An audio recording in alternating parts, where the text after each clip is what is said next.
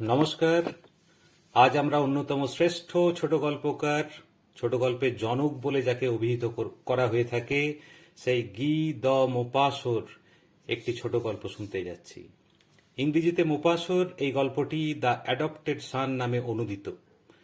বাংলা রূপান্তর ও গল্পকথনে আমি সঞ্জয় চন্দ্র। রোলেপোর্ট বলে যে সমুদ্র স্নানের বীচ, সেটা দিয়ে উঠে এলেই পাহাড়ের কোলে দুটি কুঁড়ে ঘর, একটি তুভাস আর অন্যটি ভাইয়োদের। দুটি কৃষক পরিবার, পাশাপাশি ঘর। সমুদ্র পাড়ের সেই অনুর্বর জমিতে ফসল ফলানো ছিল বিস্তর পরিশ্রমের। কোনো রকমে দুবেলা খাবার জুটত। দুটো পরিবারেই প্রায় একই বয়সী 4টে করে ছেলেপুলে, সবচেয়ে বড় দুটি 6 বছরের আর সবচেয়ে ছোট দুটি 15 মাসের। এই 8টি বাচ্চা তাতে ঘরের সামনে সারাদিন একসাথে দাপাদাপি, হুড়োহুড়ি আর মহানন্দে গড়াগড়ি খেত। তাদের ডাকতে গিয়ে বাবাদের তো গুলিয়ে যেতই, মায়েরাও মাঝে মধ্যেই গুলিয়ে ফেলত। একে ডাকার বদলে ওকে ডেকে ফেলত। তাদের বিয়ে আর বাচ্চাদের জন্ম তো প্রায় গায়ে গায়ে। সকাল, দুপুর আর সন্ধেবেলা হাঁসের বাচ্চাদের মতো প্যাঁক প্যাঁক করতে করতে বাচ্চাগুলো মাদের কাছে জড়ো হতো। মায়েরা তাদের ক্ষুণ্ণিবৃত্তির যৎসামান্যই ব্যবস্থা করতে পারত। শুধু রবিবার সবাই বেশ গুছিয়ে ওই পুরনো মসৃণ হয়ে যাওয়া কাঠের টেবিলটাতে চকচকে চোখে অপেক্ষা করত। অনেকক্ষণ ধরে গল্প করতে করতে মাংস সহযোগে ভোজ সারত। বাবা অনেকক্ষণ ধরে বসে বসে আঙুল চাটত আর ফোঁস করে নিঃশ্বাস ফেলে বলতো, সাহারে, যদি রোজ এরকম ভোজ করতে পারতাম। আগস্ট মাসের এক বিকেলে বাচ্চাদের খেলা যখন প্রায় শেষের পর্যায়ে, একটা ফিটান গাড়ি হঠাৎ করে ওই ঘর দুটি সামনে দাঁড়ালো। চালক এক সুন্দরী মহিলা, পাশে সঙ্গী এক ভদ্রলোক। অরি, দেখো দেখো, বাচ্চাগুলোকে দেখো, কি অপূর্ব! মাটিতে কেমন গড়াগড়ি খাচ্ছে। আহা, দেখো দেখো দেখো, ওই ছোট্ট বাচ্চা ডিমটাকে দেখো, ওকে একটা চুমু না খেয়ে পারছি না। বলেই এক লাফে ফিটন থেকে নেমে দৌড়ে গিয়ে তুভাসদের সবচেয়ে ছোট বাচ্চাটিকে কোলে নিয়ে তার ধুলো সর্দি মাখা গালে, চটা ওটা হাতে আর এলোমেলো চুলে চুমোতে চুমোতে ভরিয়ে দিল। আর বাচ্চাটা তারস্বরে চিৎকার করতে করতে নিজেকে ছাড়াতে চেষ্টা করতে লাগলো। এরপর মহিলা ভীষণ তুষ্ট হয়ে গাড়িতে উঠে আনন্দে খটখটিয়ে বেরিয়ে গেল। পরের সপ্তাহে ফিটন গাড়ি আবার এলো। মহিলা বাচ্চাদের সাথে ধুলোয় বসে অনেকক্ষণ খেলল। আদর, কেক আর ক্যান্ডিতে তাদের ভরিয়ে দিল। এরপর থেকে মহিলা প্রত্যেক দিনই আসে। বাবা মায়েদের সাথেও পরিচয় হয়। পকেট ভর্তি করে গিফট আনে। যতক্ষণ খেলে ভদ্রলোক চুপটি করে গাড়িতে বসে থাকেন। জানা গেল মহিলা হলেন মাদাম অঁরি দ্য হুবিয়ার্স, নিঃসন্তান। একদিন সকালে ম্যাডাম আর সেই ভদ্রলোক এলেন। সেদিন বাচ্চাদের সাথে না কথা বলা, না খেলাধুলা। সোজা ঢুকে গেলেন তুভাসদের কুঁড়ে ঘরে। তারা কাঠ কাটছিল। এদের দেখে তারা হতভম্ব হয়ে দাঁড়িয়ে ফ্যাল ফ্যাল করে তাকিয়ে থাকল। মহিলা কাঁপা কাঁপা ভাঙা গলায় জানালো যে সে তাদের ছোট্ট বাচ্চাটা নিতে চায়, মানে তাদের কাছে রেখে দিতে চায়। ঘোর কাটলে তুভাসরা বুঝতে পারল মাদাম কি বলতে চান। আপনি আমাদের শার্লোকে আমাদের কাছ থেকে নিয়ে নিতে চাইছেন, তাই তো?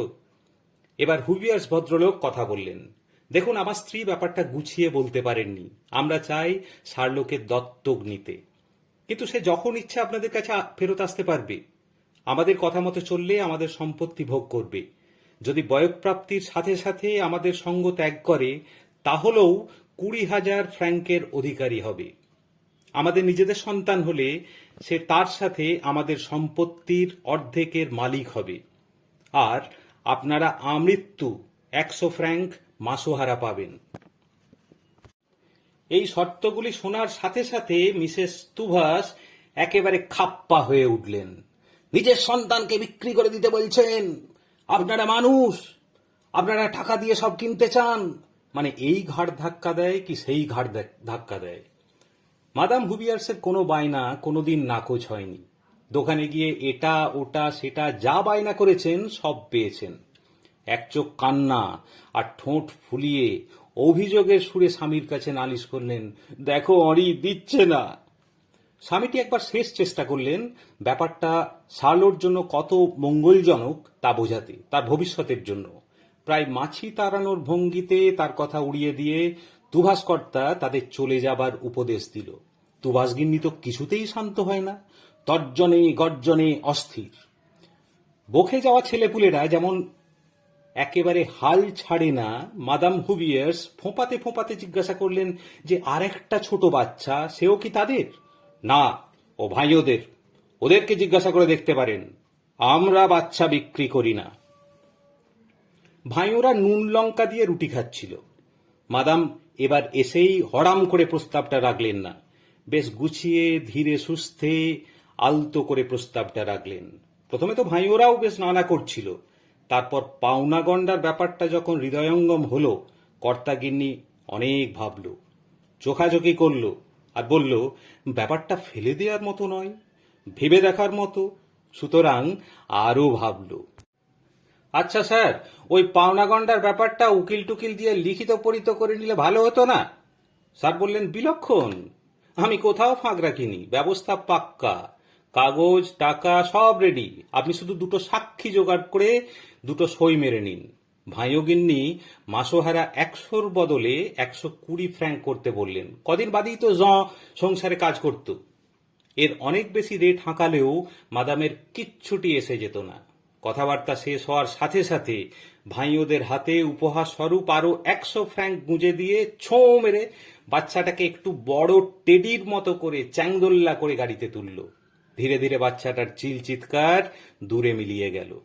তুভাসরা চৌকাঠে দাঁড়িয়ে দেখল, একটু যেন অনুশোচনাও হলো। ছোট্ট যা ভাইয়োর কথা আর শোনা গেল না। ভাইওরা এখন মাসে মাসে উকিলের কাছ থেকে বরাদ্দ 120 ফ্র্যাঙ্ক নিয়ে আসে এবং বাড়িতে বাহারি রান্না হয়। কিন্তু তার সুগন্ধে তো তুভাসরা তিষ্ঠতে পারে না, তাই তারা পায়ে পা তুলে দিয়ে ঝগড়া করে। গ্রামের প্রত্যেকটা বাড়িতে বলে বেড়ায় কিভাবে বাচ্চা বিক্রির প্রস্তাব তারা হেলাই উড়িয়ে দিয়েছে। শত প্রলোভনেও সে টলেনি। সে মা, কিভাবে করবে? ভাইওর মতো ছোট লোকরাই এ কাজ করতে পারে। ধীরে ধীরে গ্রামে সবাই তাকে শ্রেষ্ঠ মাতা বলে মেনে নিল। অন্যদের সামনে শার্লোকে বুকে চেপে ধরে খুব আবেগমথিত গলায় সে যখন বলতো, বাবু দেখ, আমরা গরিব, কিন্তু তোকে বিক্রি করিনি বাবু, তোকে বিক্রি করিনি, তখন বাচ্চা শার্লো খুব একটা কিছু বুঝতো না। কিন্তু ধীরে ধীরে তার ধারণা জন্মালো যে সে খুব একটা মহার্ঘ কিছু, অন্য বাচ্চাদের থেকে সরেস। অনেক বছর গড়িয়ে গেল। ভাইওদের উন্নতির সাথে সাথে তুবাসদের অনেক অবনতি ঘটেছে। শার্লো এখন 21 বছরের যুবক।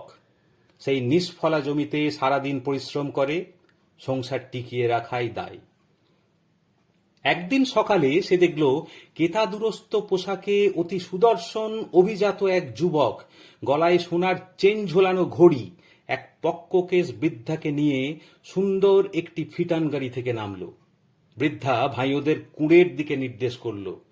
যুবক কুঁড়েতে ঢুকল যেন নিজের বাড়িতে ঢুকছে। বৃদ্ধা ভাইও এপ্রন কাচ্ছিল। অথর্ব ভাইও বুড়ো উনুনের পাশে পড়ে ঝিমোচ্ছিল। গুড মর্নিং পাপা, গুড মর্নিং মামা। ভাইও বুড়ো কাঁপা কাঁপা হাতে ছেলের হাত ধরলেন এবং এত শান্ত স্বাভাবিক গলায় কথা বলতে লাগলেন, মনে হলো যেন ছেলে 1 মাস বাদে হস্টেল থেকে ফেরত এসছে। তারপর ছেলেকে নিয়ে গ্রামের সবার কাছে গেলেন।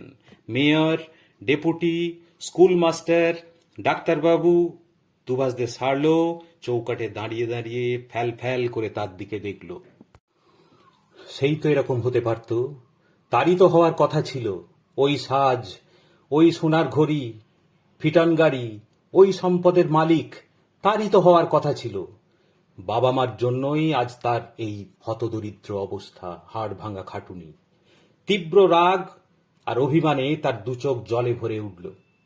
রাত্রে খাবার টেবিলে সে এই নিয়ে খুব গোল বাঁধালো। কেঁদে কেটে একসা হয়ে মা বলতে চাইল, ছেলে বিক্রি কত অস্বাভাবিক। চুপ করো! ক্ষোভে ফেটে পড়ে সারলো বলল, এই দুঃসহ জীবন, এটা স্বাভাবিক?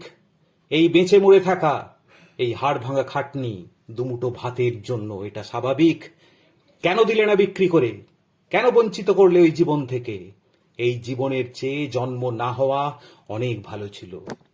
তোমাদের এই আত্মগর্ব, এই নির্বুদ্ধিতা আমি কোনোদিন ক্ষমা করতে পারবো না। তাই আমি এখনই এই মুহূর্তে এখান থেকে চলে যাচ্ছি, অন্য কোথাও, অন্য কোনোখানে, ভাগ্য অন্বেষণে। এই কথাগুলো বলে ক্রন্দনরত বুড়ো বুড়িকে রেখে টান মেরে দরজা খুলল। ভাইয়োরা তখন ঘরের ছেলে ফেরত আসার উৎসবে মত্ত। হই হুল্লোড়ের শব্দে চারিদিক ভেসে যাচ্ছে। ধন্যবাদ। গল্প শেষ হলো।